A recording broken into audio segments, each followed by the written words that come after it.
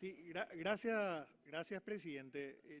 Yo creo que todos, no es que creo, tengo la convicción de que todos los integrantes de esta Cámara sabemos que no se le puede culpar al actual ministro de todos los males del sistema penitenciario. De hecho, tuvimos una reunión de trabajo hace unos días, tuvimos una reunión de trabajo este, con autoridades, no solamente autoridades del Ministerio de Justicia, sino también con el ministro del Interior, el comandante de la policía, eh, el representante del Poder Judicial, del Ministerio Público. Y esa fue una iniciativa de la Comisión de Derechos Humanos y fue una reunión bastante ilustrativa de la complejidad del problema. Varias instituciones formularon algunas propuestas sumamente oportunas y que pueden ser tenidas en cuenta. Ahora, eh, en este momento estamos pasando por una crisis sumamente importante. Estamos llegando a un pico en la situación del sistema penitenciario por varias razones. En primer lugar, el hacinamiento, la falta de garantías mínimas y de cumplimiento de la normativa. Por ejemplo, el Código Procesal Penal, el Código de Ejecución Penal no puede cumplirse en estas condiciones en el sistema penitenciario en sus normas más básicas, porque no hay espacio.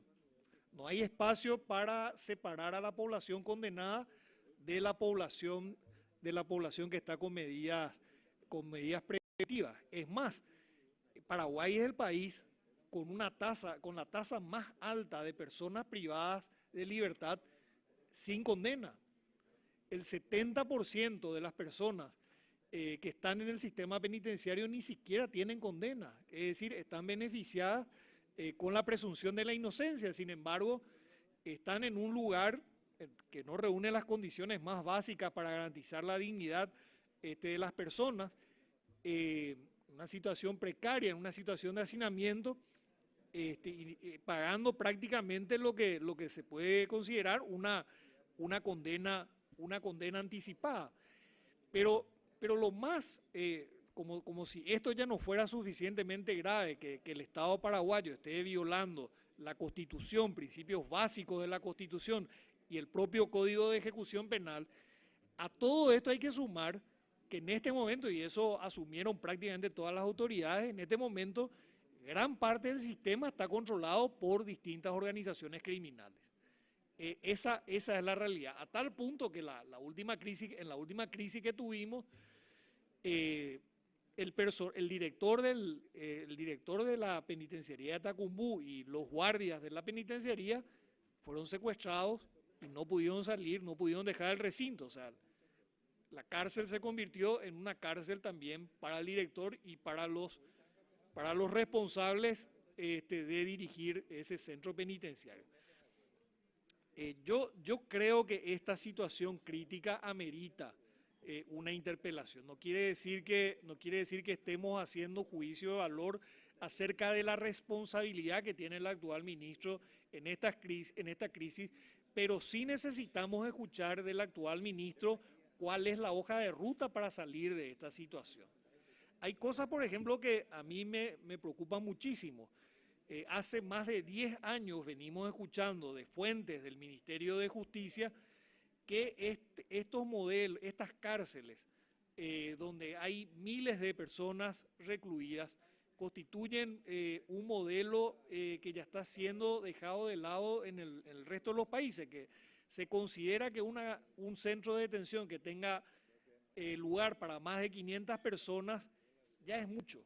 O sea, más de 500 personas recluidas, privadas de la libertad, es una cifra difícil de controlar. Y sin embargo, estas nuevas cárceles, estos nuevos centros penitenciarios que se van a habilitar en breve, son centros penitenciarios para creo que 1.500 personas, pero para más de 1.000 personas, en ambos casos, en todos los casos. Entonces, quiere decir que en estos años no solamente no se han dado pasos significativos para mejorar la situación actual, sino inclusive las inversiones que se están haciendo son inversiones que van en contramano de las prácticas que se recomiendan actualmente. Entonces, hay varios temas que le tenemos que preguntar al ministro de Justicia, y sí, y la interpelación, claro que permite va a permitir que esta Cámara finalmente valore las respuestas. Ahora, por supuesto, cuando valoremos, vamos a tener que tomar en consideración que es una situación que este ministro está heredando. Por estas razones y porque en general creo que el pedido de informe, la interpelación y todo lo que signifique convocar a funcionarios públicos que tienen que responder ante el pueblo paraguayo, en principio tiene una relevancia constitucional y en principio tiene que tener una resolución favorable por parte de este Congreso.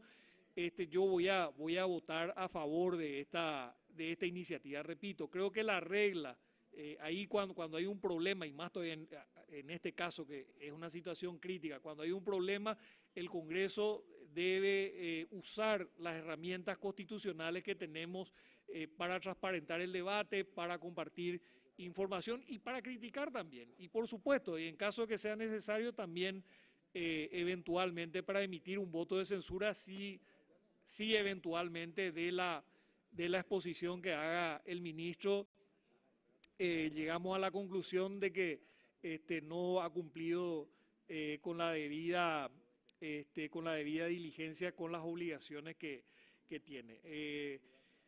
Por estas razones, Presidenta y apreciados colegas, creo que vamos a dar un paso importante para buscar soluciones a este problema y aprobando esta interpelación.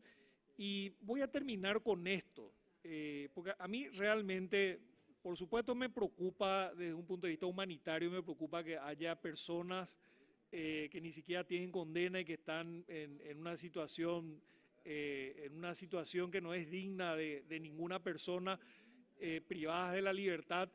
Inclusive no es digna tampoco de las personas que tienen condena. Por supuesto que eso es preocupante, pero la presencia, el control que tiene el crimen organizado de nuestros centros penitenciarios es verdaderamente el síntoma de un problema mucho más serio. Y voy a nada más que mencionar lo que pasó en Ecuador. Si ustedes analizan la situación de Ecuador en los últimos años, los problemas se han evidenciado sobre todo en el sistema penitenciario. Frecuentes motines, matanzas. Ha crecido la violencia en el sistema penitenciario en Ecuador y también los hechos de violencia. Pero en realidad, esos hechos que se veían en el sistema penitenciario eran nada más que un síntoma del problema real, que era el fortalecimiento del crimen organizado. Y fíjense cómo está hoy Ecuador. Mataron a un candidato presidencial en plena campaña, eso fue hace poquísimo tiempo. Y en Paraguay tenemos un serio problema donde el crimen organizado cada vez permea más las instituciones públicas. El vínculo entre crimen organizado y política es un problema cada vez más serio. Así que, por supuesto, el sistema penitenciario es una parte del problema, no todo el problema, pero en este momento se nos presenta ahí una situación crítica y creo que es necesario por ese motivo convocar al ministro de Justicia y bueno, que el ministro de Justicia explique la situación y nos puede ilustrar cuál es la hoja de ruta que plantea el gobierno para salir de esta situación. Muchas gracias.